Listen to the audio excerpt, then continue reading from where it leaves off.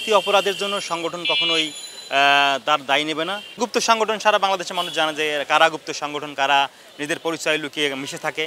যারা এতদিন গুপ্ত সংগঠন হিসেবে ছাত্রলীগের সাথে ছিল তারা এখন আমাদের সাথে হয়তো কিছু মিলেমিশে থাকতে চাচ্ছে, বা যারা এতদিন আওয়ামী লীগের সাথে ছিল তারাও হয়তো এখন এই স্রোতে গা ভাসিয়ে আমাদের সাথে মিশে কিছু অকারেন্স করছে।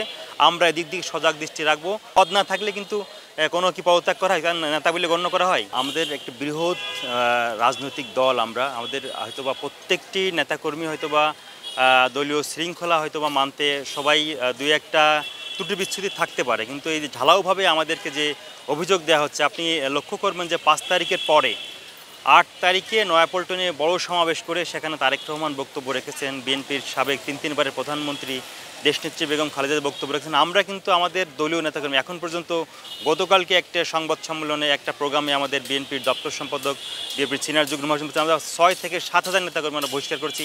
আমরা কিন্তু যে কোনো ঘটনার সাথেই যদি আমাদের দলীয় কোনো নেতাকর্মী সম্পৃক্ত থাকে আমরা কিন্তু দলীয়ভাবে তাকে বহিষ্কার করছি, এবং আমরা নিজেরাও বাদী হয়ে কিন্তু ধানমন্ডি থানায় একটা ঘটনা ঘটেছিল, আমরা বাদী হয়ে মামলা করেছি। আমরা অপরাধকে নির্মূল করতে চাই, অপরাধীকে আমরা আইনের আওতায় নিয়ে আসতে চাই।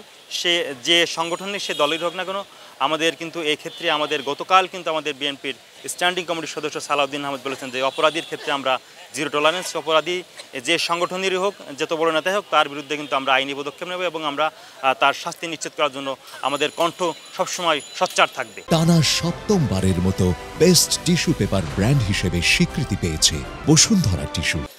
শুধুমাত্র এইটাই না, আমরা এই ঘটনার পরে বিভিন্ন সামাজিক যোগাযোগ মাধ্যম দেখেছি যে যারা কিছু লোক আছে যে আওয়ামী লীগের সাথে ছিল, কিছু লোক আছে গুপ্ত সংগঠন ছিল, তারা এসে আমাদের দলে ভিড়ে।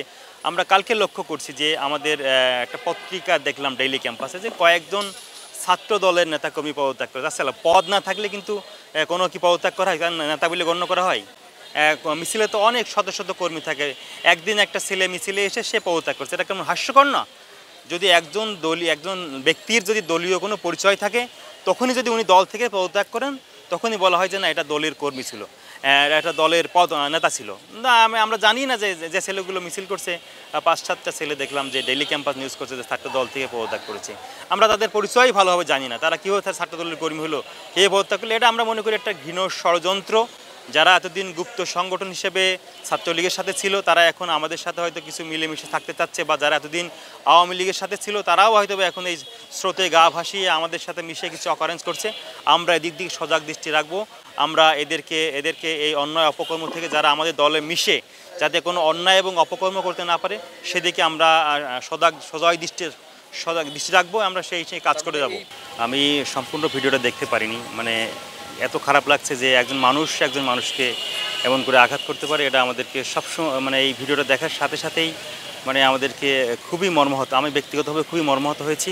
যে ব্যক্তিটি এই ঘটনা ঘটাক বা যে দলের বা যে যত বড় নেতাই হোক না কেন, তার আইনের আওতায় আসা উচিত এবং তাকে গ্রেপ্তার করে আইনের সর্বোচ্চ যে শাস্তি সেই শাস্তি থেকে দেওয়া উচিত। এই মানবতা বিরোধী এবং বর্বরচিত কাজের জন্য, তার ব্যক্তি অপরাধের জন্য সংগঠন কখনোই তার দায় নেবে না। যে ব্যক্তি অপরাধ করবে তার অবশ্যই তার অপরাধের শাস্তি পেতে হবে।